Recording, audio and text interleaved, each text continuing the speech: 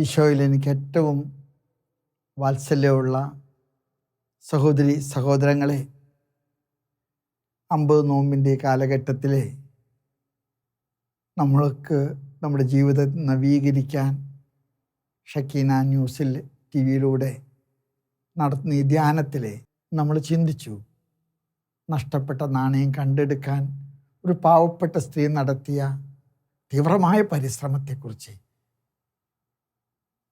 ഇന്ന് എനിക്ക് ഈ ചിന്തയുടെ തുടർച്ചയായിട്ട് നിങ്ങളോട് പങ്കുവയ്ക്കാൻ ആഗ്രഹമുള്ളത് ലൂക്കായുടെ സുവിശേഷത്തിലെ 15-ാമത്തെ അധ്യായത്തിലെ ധൂർത്തപുത്രൻ്റെ കഥയിൽ പറയുന്ന ഒരു മനോഹരമായിട്ടുള്ള ഒരു പ്രയോഗമുണ്ട്. 15-ാമത്തെ അധ്യായം 17-ാമത്തെ വചനം. അപ്പോൾ അവന് സുബോധമുണ്ടായി. വളരെ മനോഹരമായിട്ടുള്ളൊരു പ്രയോഗമാണ്. അപ്പോൾ അവന് സുബോധമുണ്ടായി. സ്നേഹമുള്ള എൻ്റെ പ്രിയപ്പെട്ട സഹോദരങ്ങളെ, ഈ നോമ്പുകാലം ഉണ്ടല്ലോ, സുബോധത്തിൻ്റെ ഒരു കാലഘട്ടമാണ്. സുബോധമുണ്ടായി. വിസ്നായ അഗസ്തീനോസ് പുണ്യവാളൻ തൻ്റെ മാനസാന്തരത്തിന് ശേഷം എഴുതിയ മനോഹരമായിട്ടുള്ള ആത്മകഥയുണ്ട്, ദ കൺഫെഷൻസ്.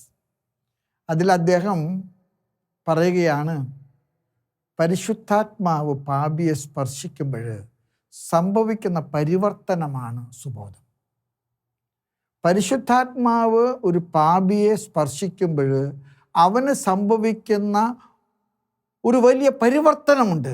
ആ പരിവർത്തനമാണ് സുബോധം. ഈ സുബോധം എന്ന് പറയുന്നത് എന്നെ ഞാനായിരിക്കുന്ന അവസ്ഥയിലെ യാഥാർത്ഥ്യബോധത്തോടുകൂടെ കണ്ടെത്താൻ എനിക്ക് കഴിയുന്നതാണ്. ധൂർത്തപുത്രൻ അപ്പൻ്റെ വീട്ടിൽ നിന്ന് ഇറങ്ങിപ്പോകാനുള്ള പ്രധാനപ്പെട്ട കാരണം എന്താണെന്നറിയാമോ? അപ്പൻ്റെ വീട്ടിലെല്ലാ സൗകര്യങ്ങളും എല്ലാ സ്വാതന്ത്ര്യവും ഉണ്ടായിരുന്നുവെങ്കിലും അവന് സ്വാതന്ത്ര്യം ഉണ്ടായിരുന്നില്ലെന്ന് തോന്നി. അപ്പൻ ഒരു കൂച്ചുവലങ്ങായിരുന്നു. ചേട്ടൻ ഒരു തടസ്സമായിരുന്നു. വീട്ടുകാരെല്ലാം തന്നെ വരിഞ്ഞു മുറുക്കുന്നത് പോലെയുള്ള ഒരു അനുഭവം. അതുകൊണ്ട് തന്നെയാണല്ലോ ധൂർത്തപുത്രൻ്റെ കഥയിൽ അവൻ വന്ന് അപ്പനോട് പറയുന്നത് എന്താ? അപ്പാ എനിക്ക് പ്രായമായി, ഞാനൊരൊത്താണായി, എനിക്ക് സ്വാതന്ത്ര്യം വേണം, എനിക്ക് തരാനുള്ളത് തരിക, എനിക്ക് തരാനുള്ളത് തരിക. അപ്പൻ ഒരിക്കലും പിടിച്ചു വെച്ച് അവനെ അസ്വാതന്ത്ര്യത്തിൽ നിർത്തണമെന്ന് ആഗ്രഹിച്ചിട്ടല്ല. പക്ഷെ അവനെ എപ്പോഴും ഒരു തോന്നലുണ്ട്, അപ്പൻ്റെ നിയന്ത്രണം എൻ്റെ സ്വാതന്ത്ര്യത്തിൻ്റെ മേലുള്ള കടന്നുകയറ്റമാണ്. അപ്പാ എനിക്ക് തരാനുള്ളത് തരിക. ആ പ്രിയപ്പെട്ട അപ്പൻ അവന് കൊടുക്കേണ്ട ഓഹരി അവന് കൊടുത്തു. അവൻ അതെല്ലാം ശേഖരിച്ച് ദൂരദേശത്തേക്ക് മാറിപ്പോയി. ഈ ദൂരദേശം ഉണ്ടല്ലോ, പാപത്തിൻ്റെ ഒരു വലിയ പ്രത്യാഘാതം നമ്മെ പഠിപ്പിക്കുന്നതിന് സുവിശേഷം ഉപയോഗിക്കുന്ന ഒരു പ്രയോഗമാണ്. ദൂരദേശം, ഡിസ്റ്റൻസ്. റിലേഷൻഷിപ്പാണ് നമ്മുടെ സ്വത്ത്. എൻ്റെ അപ്പൻ, എൻ്റെ അമ്മ, എൻ്റെ സഹോദരൻ, എൻ്റെ കുടുംബം, എൻ്റെ വികാരിയച്ഛൻ, എൻ്റെ ഭാര്യ, എൻ്റെ മക്കള്, എൻ്റെ സുഹൃത്തുക്കള്. പ്രിയമുള്ളവരെ, നമ്മുടെ വ്യക്തിത്വത്തിൻ്റെ ഏറ്റവും വലിയ സത്വം, അത് നമ്മുടെ സ്വത്ത് എന്ന് നമ്മൾ പറയുന്നത് നമ്മുടെ ആത്മബന്ധങ്ങളാണ്. അപ്പാ എനിക്ക് തരാനുള്ളത് ഇങ്ങ് തരിക, ഞാൻ എൻ്റെ വഴിക്ക് പോകട്ടെ. എൻ്റെ വഴിയിൽ അപ്പൻ എന്തിനാ മാർഗതടസ്സം നിൽക്കുന്നത്? അവൻ ദൂരദേശത്തേക്ക് പോയി. പാപത്തെക്കുറിച്ച് ഏറ്റവും മനോഹരമായിട്ടുള്ള ഒരു നിർവചനം എന്താണെന്നറിയാമോ? മനുഷ്യൻ പാലിക്കേണ്ട ആത്മബന്ധങ്ങൾ പൊട്ടിച്ചെറിയുന്നതാണ് പാപം. മനുഷ്യൻ പാലിക്കേണ്ട ആത്മബന്ധങ്ങൾ മനുഷ്യൻ പൊട്ടിച്ചെറിയുന്നതാണ് പാപം. പാപത്തിൻ്റെ നിർവചനം അതാണ്. ആദ്യ മാതാപിതാക്കളുടെ ആദ്യ പാപം എന്താ? ഏദൻ തോട്ടത്തിൽ അവർക്ക് സർവ്വസ്വാതന്ത്ര്യം ഉണ്ടായിരുന്നു. പക്ഷേ ദൈവം അവരോട് പറഞ്ഞിട്ടുണ്ടായിരുന്നു, ഈ നന്മതിന്മയുടെ വൃക്ഷം തൊടരുത്, അത് പറിക്കരുത്, അത് തിന്നരുത്. അതൊരു പ്രതീകമാണ്, നന്മ തിന്മയുടെ വൃക്ഷം. നന്മ തിന്മ നിർവചിക്കാനുള്ള അവകാശം എൻ്റെ സ്വാതന്ത്ര്യത്തിന് അനുയോജ്യമാക്കി തീർക്കണമെന്നുള്ള പ്രലോഭനമുണ്ടല്ലോ, അത് പിശാചിൻ്റെ പ്രലോഭനമാണ്. ധൂർത്തപുത്രൻ്റെ കഥയിൽ അതാണ് സംഭവിക്കുന്നത്. അപ്പ എനിക്ക് തരാനുള്ളെങ്കിൽ തന്നേക്കുക, എനിക്ക് മീശ വെച്ചു, ഞാൻ വലിയ ചെക്കനായി, എനിക്ക് എല്ലാത്തിനും സ്വന്തം കാര്യം സ്വന്തം കാലം ചെയ്ത് നിൽക്കാനും സ്വന്തം കൈകൊണ്ട് ചെയ്യാൻ അവകാശമുണ്ട്, എനിക്ക് തരാനുള്ളത് ഇങ്ങ് തരിക. എന്നിട്ട് അവൻ അപ്പൻ കൊടുത്തതെല്ലാം സ്വീകരിച്ചിട്ട് ദൂരദേശത്തേക്ക് പോയി. സ്നേഹമുള്ള എൻ്റെ പ്രിയപ്പെട്ട സഹോദരി സഹോദരങ്ങളെ, മനുഷ്യൻ്റെ ബന്ധങ്ങൾ ദൂരദേശങ്ങളാക്കുന്നതാണ് പാപം. എനിക്ക് എൻ്റെ ദൈവത്തോടൊരു ആത്മബന്ധമുണ്ട്. ആ ആത്മബന്ധം അതെൻ്റെ അസ്തിത്വത്തിൻ്റെ മൂലക്കല്ലാണ്. എൻ്റെ ദൈവത്തോട് എനിക്കുള്ള ആത്മബന്ധം അതെൻ്റെ മൂലക്കല്ലാണ്. ആ മൂലക്കല്ല് ഞാൻ ഇളക്കിയാൽ ഈ സൗധം താഴെ പോകും. എൻ്റെ മാതാപിതാക്കളോടുള്ള എൻ്റെ ആത്മബന്ധം, എൻ്റെ ഗുരുഭൂതരോടുള്ള എൻ്റെ ആത്മബന്ധം, എൻ്റെ വികാരിയച്ഛനോടും പള്ളിയോടും വൈദികരോടും എൻ്റെ വിശ്വാസ മൂല്യങ്ങളോടൊക്കെയുള്ള ആത്മബന്ധം. സർപ്പം ആദാമിനും ഹവ്വായ്ക്കും കൊടുത്ത ഒരു ജൽപ്പനമുണ്ട്. എന്താണെന്നറിയാമോ? ഇത് തിന്നാൽ നിങ്ങളുടെ കണ്ണു തുറക്കും, പിന്നെ നന്മ തിന്മ നിശ്ചയിക്കാൻ ദൈവത്തിൻ്റെ കണ്ണാട വേണ്ട. ഇത് തിന്നാൽ നിന്റെ കണ്ണ് തുറക്കും, പിന്നെ നന്മ തിന്മകൾ നിശ്ചയിക്കാൻ നിനക്ക് ദൈവത്തിൻ്റെ കണ്ണാട വേണ്ട. നിന്റെ സ്വന്തം കണ്ണുകൊണ്ട് തന്നെ നിനക്ക് ഇത് കാണാം. ലൂമൻ ഫീദൈ എന്ന അപ്പസ്തോലിക ചാക്രിക ലേഖനത്തിലെ ഫ്രാൻസിസ് മാർപ്പാപ്പ പറയുന്നുണ്ട്, വിശ്വാസത്തിൻ്റെ കണ്ണടയാണ് ദൈവത്തിൻ്റെ ഇഷ്ടം തിരിച്ചറിയാൻ മനുഷ്യനെ സഹായിക്കുന്നത്. വിശ്വാസത്തിൻ്റെ കണ്ണടയാണ് ദൈവത്തിൻ്റെ കൽപ്പനകൾ, ദൈവത്തിൻ്റെ ഇഷ്ടം തിരിച്ചറിയാൻ എന്നെ സഹായിക്കുന്നത്. അതുകൊണ്ട് തന്നെ അപ്പ എനിക്ക് തരാനുള്ളത് തരിക എന്ന് പറയുന്നതിൽ ഒരു ധാർഷ്ട്യമുണ്ട്. ഏതാ ധാർഷ്ട്യം എന്നറിയാമോ? അപ്പാ, നീ ഞാനും തമ്മിലുള്ള ബന്ധം ഇത്രയൊക്കെ മതി, ഇതൊന്നും ഇതിൽ കൂടുതൽ വേണ്ട. ഞാനൊരു സ്വതന്ത്ര രാഷ്ട്രമാണ്, നീ എന്നെ എൻ്റെ വഴിക്ക് വിട്ടേക്കുക. അപ്പൻ വേദനയോടുകൂടെയാണ് തൻ്റെ സ്വത്ത് ഭാഗിച്ചത്. അതെല്ലാം അവൻ അവകാശപ്പെട്ടതാ. പക്ഷേ അവൻ ചെയ്തത് എന്താണെന്നറിയാമോ? അവൻ അപ്പൻ കൊടുത്ത സ്വത്ത് കൊണ്ട്, അടുത്ത വാചകം ലൂക്കായുടെ സുവിശേഷം 15-ാമത്തെ അധ്യായം, അവൻ ദൂരദേശത്തേക്ക് പോയി. അപ്പനെ കാണാത്തൊരു നാട്, അപ്പനെ കേൾക്കാത്തൊരു നാട്, അപ്പൻ്റെ സ്വാതന്ത്ര്യം, അപ്പൻ്റെ അവകാശം എൻ്റെ മേലെ, എൻ്റെ സ്വാതന്ത്ര്യത്തിൻ്റെ മേലെ എനിക്ക് ദോഷകരമായിട്ട് ബാധിക്കാത്ത വിധത്തിൽ ദൂരദേശത്തേക്ക് പോയി. സ്നേഹമുള്ള എൻ്റെ സഹോദരങ്ങളെ, പാപത്തെക്കുറിച്ച് ഞാനും നിങ്ങളും മനസ്സിലാക്കേണ്ട ഏറ്റവും പ്രധാനപ്പെട്ട ഒരു ചിന്ത, മനുഷ്യബന്ധങ്ങൾ ദൈവം ആഗ്രഹിക്കുന്നത് പോലെ സൂക്ഷിക്കാൻ നമുക്ക് കഴിയുന്നതാണ് പുണ്യം. ദൈവത്തിന് നമ്മെക്കുറിച്ചൊരു പദ്ധതിയുണ്ട്, ദൈവത്തിന് നമ്മെക്കുറിച്ച് ഒരു പ്ലാനുണ്ട്.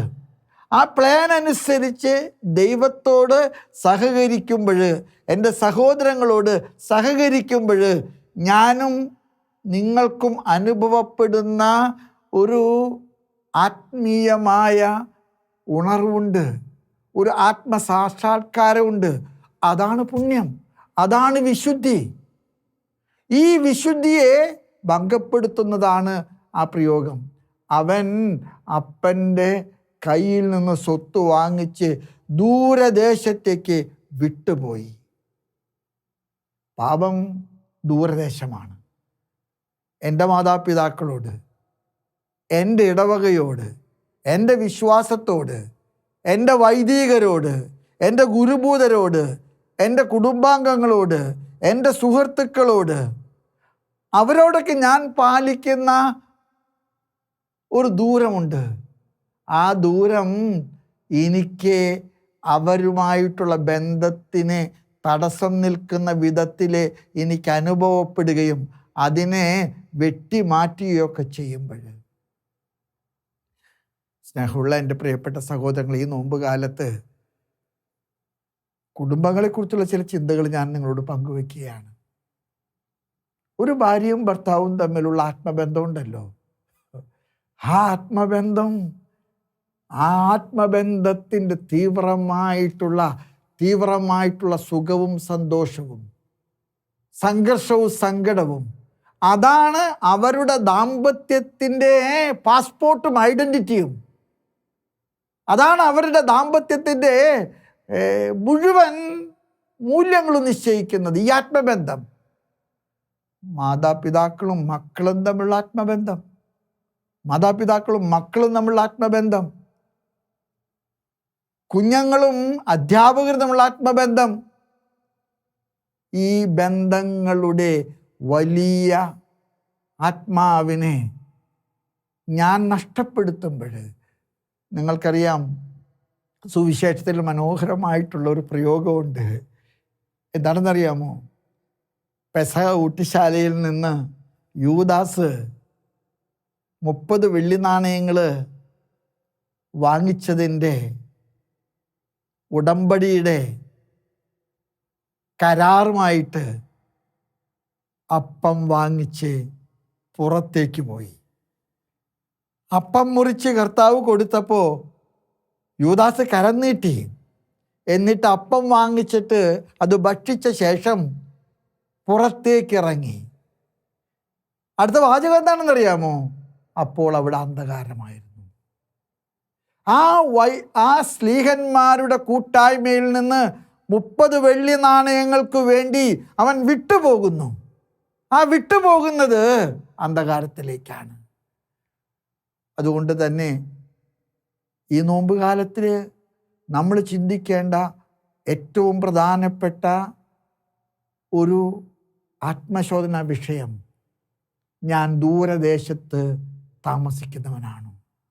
ഞാൻ പാലിക്കേണ്ട ആത്മബന്ധങ്ങളുടെ സമ്പത്തിലെ, അതിൻ്റെ സ്വാതന്ത്ര്യത്തിലെ, എനിക്ക് സത്യത്തിലെ സന്തോഷവും സമാധാനവും ഉണ്ടോ? ഞാനും എൻ്റെ ദൈവവുമായുള്ള ആത്മബന്ധം, ഞാനും എൻ്റെ മാതാപിതാക്കളുമായിട്ടുള്ള ആത്മബന്ധം, ഞാനും എൻ്റെ കുടുംബാംഗങ്ങളുമായിട്ടുള്ള ആത്മബന്ധം, എവിടെയാണോ എൻ്റെ ആത്മബന്ധങ്ങൾ വെട്ടിമുറിച്ച് ഞാൻ മാറ്റിയിട്ടുള്ളത്, അത്രത്തോളം എൻ്റെ പൂർണ്ണതയിലെ എനിക്ക് വൈകല്യങ്ങളുണ്ട്. എൻ്റെ പൂർണ്ണതയിലെ എനിക്ക് വൈകല്യങ്ങൾ. അതുകൊണ്ടാണ് കർത്താവ് വളരെ കൃത്യമായിട്ട് പറഞ്ഞത്, നീ ബലിയർപ്പിക്കാൻ ബലിപീഠത്തിലേക്ക് പോകുമ്പോൾ നിൻ്റെ സഹോദരനോട് നിനക്ക് എന്തോ വിരോധമുണ്ടെന്ന് നീ ഓർമ്മിച്ചാൽ നീ മുന്നോട്ട് പോകരുത്. നിൻ്റെ ബലിവസ്തു ബലിപീഠത്തിങ്കൽ വെച്ച ശേഷം നീ പിറകെ പോയി നിൻ്റെ സഹോദരനുമായിട്ട് രമ്യതപ്പെടുക. നീ നിൻ്റെ സഹോദരനുമായിട്ട് രമ്യതപ്പെടുക. അതിനുശേഷം മാത്രം നീ ബലിപീഠത്തിൽ ബലിയർപ്പിച്ചാൽ മതി. ആ ബലിയെ കർത്താവ് സ്വീകരിക്കുകയുള്ളൂ. നമ്മൾ വൈദികരെ പരിശുദ്ധ കുർബാനയുടെ പ്രധാനപ്പെട്ട ഭാഗത്തേക്ക്, അൾത്താരയിലേക്ക്, മധുബഹായിലേക്ക് പ്രവേശിക്കുമ്പോൾ ചൊല്ലുന്ന മനോഹരമായിട്ടുള്ള പ്രാർത്ഥനയുണ്ട്. കഴുകി ശുദ്ധമാക്കപ്പെട്ട ഹൃദയത്തോടും നിർമ്മലമാക്കപ്പെട്ട മനസ്സാക്ഷിയോടും കൂടെ കർത്താവെ നിൻ്റെ മുൻപിൽ നിൽക്കാൻ എന്നെ നീ പ്രാപ്തനാക്കണേ. അതുകൊണ്ട് ധൂർത്തപുത്രൻ്റെ കഥയിൽ ഈ ദൂരദേശം എന്ന് പറയുന്നത് വളരെ പ്രധാനപ്പെട്ട ഒരു കാഴ്ചപ്പാടാണ്. അവൻ ദൂരദേശത്തേക്ക് വിട്ടുപോയി. അടുത്ത വാചകം എന്താണ്? അവൻ തനിക്ക് കിട്ടിയ സ്വത്ത് മുഴുവൻ ദുർവ്യയം ചെയ്തു, ദൂർത്തടിച്ചു. ആ വാക്ക് ലൂട്ടിങ് എന്നാണ്. Looted his patrimony. അപ്പം കൊടുത്ത പിതൃ സ്വത്ത് മുഴുവൻ അവൻ കത്തിച്ചു കളഞ്ഞു, അവൻ നശിപ്പിച്ചു കളഞ്ഞു. അവനെല്ലാം തോന്നിയതുപോലെ ആഘോഷമായിട്ട് സ്വാർത്ഥപരമായിട്ട് ചെലവഴിച്ചു, എല്ലാം നഷ്ടപ്പെടുത്തി. ദൂരദേശം. ഈ ദൂരദേശത്തിന് വേറൊരു വ്യാഖ്യാനം കൂടിയുണ്ട്. എൻ്റെ അപ്പൻ കാണാതിരിക്കാൻ, ഞാൻ ചെയ്യുന്ന കൊള്ളരുതായ്മ കണ്ടുപിടിക്കാതിരിക്കാൻ ഞാൻ ഒളിച്ചിരിക്കുന്നതാണ് ദൂരദേശം. ഞാൻ ചെയ്യുന്ന തിന്മകൾ എൻ്റെ പിതാവ് കാണാതിരിക്കാൻ ഞാൻ ഒളിച്ചിരിക്കുന്നു. ഉൽപ്പത്തിയുടെ പുസ്തകത്തിൽ പാപം ചെയ്ത ശേഷം ദൈവം മൂലാത്താനായിട്ട് ഏദൻ തോട്ടത്തിലേക്ക് വന്നു കഴിഞ്ഞപ്പോൾ ആദാമിനെയും ഹവ്വായും അവിടെ കണ്ടില്ല. ആദാമിനെയും ഹവ്വായെയും അവിടെ കണ്ടില്ല. യഹോവയായ കർത്താവ് വിളിച്ചു ചോദിക്കുന്നുണ്ട്, ആദാം ആദാം നീ എവിടെയാണ്? ആദാം ആദാം നീ എവിടെയാണ്? കൊടുക്കുന്ന മറുപടി എന്താണ്? നിന്റെ കാലൊച്ച കേട്ടപ്പോൾ എനിക്ക് മനസ്സിലായി ഞാൻ നഗ്നനാണെന്ന്. എൻ്റെ മനസ്സിൽ ഭയം തോന്നി, ഞാൻ നഗ്നനാണെന്ന്. എൻ്റെ നഗ്നത നീ കാണാൻ ഞാൻ ഇഷ്ടപ്പെടായകയാൽ ഞാൻ ഇലകൾ കൊണ്ട് എൻ്റെ നഗ്നത മറിച്ചു.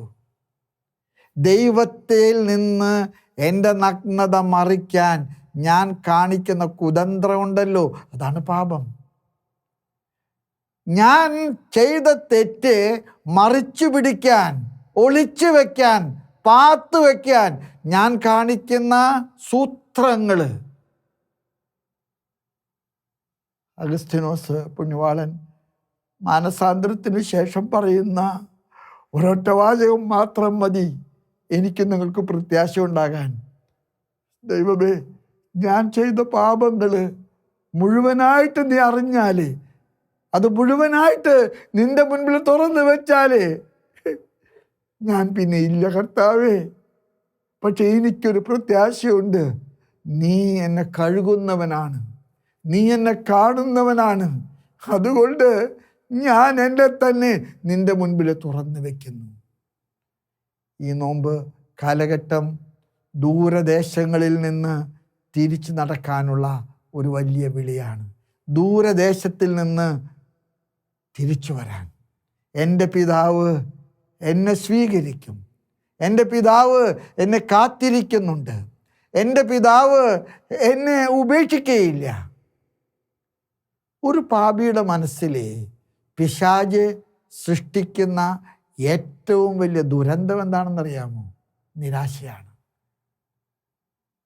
ഞാൻ തിരിച്ചു ചെന്നാൽ എൻ്റെ പിതാവ് എന്നെ സ്വീകരിക്കില്ല, എൻ്റെ വീട്ടിൽ എനിക്ക് പണ്ടുണ്ടായിരുന്ന അവകാശം ഉണ്ടാകില്ല, എന്നെ പുറത്തിരുത്തും. അതുകൊണ്ടാണ് ആ ധൂർത്തപുത്രൻ്റെ വാക്കുകൾ, അപ്പാ നിൻ്റെ മകനായിട്ട് നീ എന്നെ കൈക്കൊള്ളാൻ എനിക്ക് അർഹതയില്ല, എനിക്ക് യോഗ്യതയില്ല. പക്ഷേ നിൻ്റെ ദാസന്മാരിൽ ഒരാളായിട്ട്, നിൻ്റെ അടിമകളിൽ ഒരാളായിട്ട്, നിൻ്റെ പണിക്കാരിലൊരാളായിട്ട് എന്നെ നീ കൈക്കൊള്ളണം, എന്നെ നീ സ്വീകരിക്കണം. അപ്പൻ ചെയ്തത് എത്ര മനോഹരമാണ്. അവനെ കഴുകി വൃത്തിയാക്കി. അവൻ്റെ കീറിപ്പറഞ്ഞ വസ്ത്രങ്ങൾക്ക് പകരം പുതുവസ്ത്രങ്ങൾ കൊണ്ട് അവന് വിഭൂഷിതനാക്കി. ആഭരണങ്ങൾ കൊടുത്ത് അവനെ അലങ്കരിച്ചു. മെഴുത്ത കാളക്കുട്ടിയെ കൊണ്ടുവന്ന് കൊന്ന് വിരുന്നൊരുക്കി. സ്നേഹമുള്ള സഹോദരങ്ങളെ, പിതാവിൻ്റെ എക്സ്ട്രാ മൈലുകൾ ധൂർത്തപുത്രൻ കരുതിയതിനേക്കാൾ അപ്പുറത്തേക്കാണ് പിതാവ് പോയത്. അവനെ കഴുകി വൃത്തിയാക്കി. അവനെ വസ്ത്രങ്ങൾ കൊണ്ട് അലങ്കരിച്ചു, വിഭൂഷിതനാക്കി. മെഴുത്ത കാളക്കുട്ടിയെ കൊന്ന് വിരുന്നൊരുക്കി. കുറച്ച് നാളുകൾക്ക് മുമ്പ് എനിക്കൊരു അനുഭവം ഉണ്ടായി. ഞാനുമായിട്ട് ബന്ധപ്പെട്ട എൻ്റെ ഒരു പരിചയക്കാരൻ, കുറേ കാലങ്ങളായിട്ട് എനിക്ക് അയാളുമായിട്ടൊന്നും കണക്ഷൻ ഇല്ലായിരുന്നു.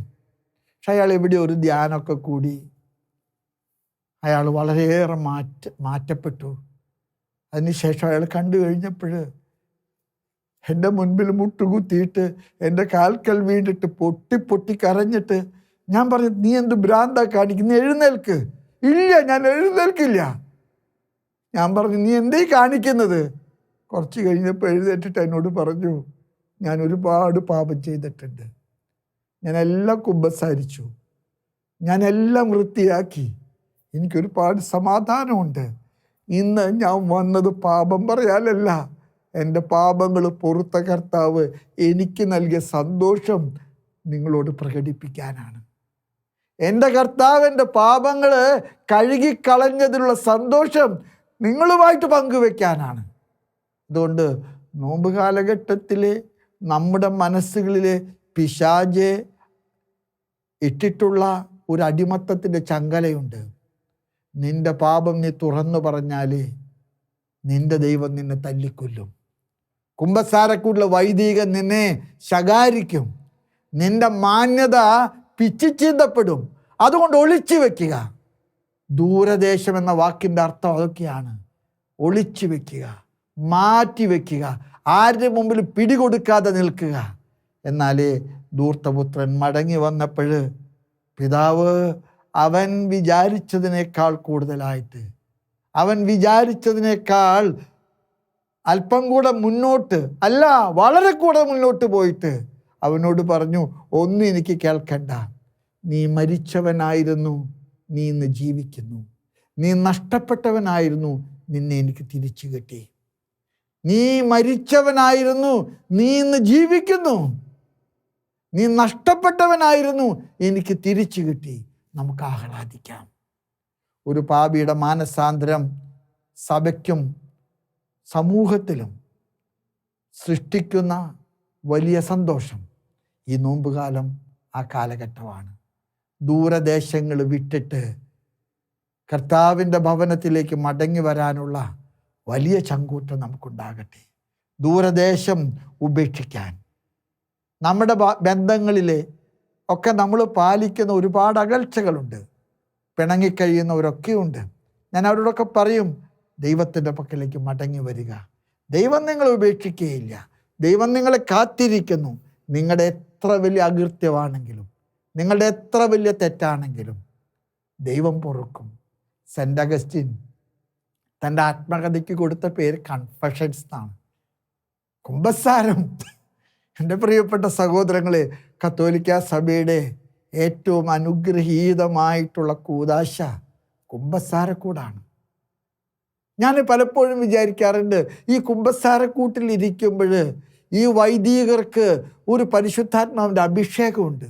നിങ്ങൾ എത്ര ഗുരുതരമായ പാപങ്ങൾ ഏറ്റുപറഞ്ഞാലും നിങ്ങളുടെ പാപങ്ങളെക്കാൾ വലിയ കൃപയുടെ നീരുറവ വൈദികൻ്റെ ഹൃദയത്തിൽ സൃഷ്ടിക്കുന്ന വിധത്തിൽ ദൈവത്തിൻ്റെ പരിശുദ്ധാത്മാവ് പ്രവർത്തിക്കുന്നു. ഒരിക്കലും അവസാനിക്കാത്ത ദൈവസ്നേഹത്തിൻ്റെ കൃപകൾ നമ്മുടെ ഹൃദയങ്ങളിലേക്ക് ദൈവം ഒഴുക്കുന്നു. അതുകൊണ്ട് തന്നെ കുമ്പസാരം എന്ന കൂദാശ ഒരു നിസ്സാരമായ കാര്യമായിട്ട് നിങ്ങൾ കാണരുത്. ഒരുങ്ങി വേണ്ടത്ര യോഗ്യതയോടുകൂടെ, തുറന്ന മനസ്സോടുകൂടെ പാപങ്ങളേറ്റു പറയുന്ന പാപിയെ സ്വീകരിക്കുന്ന കർത്താവ്.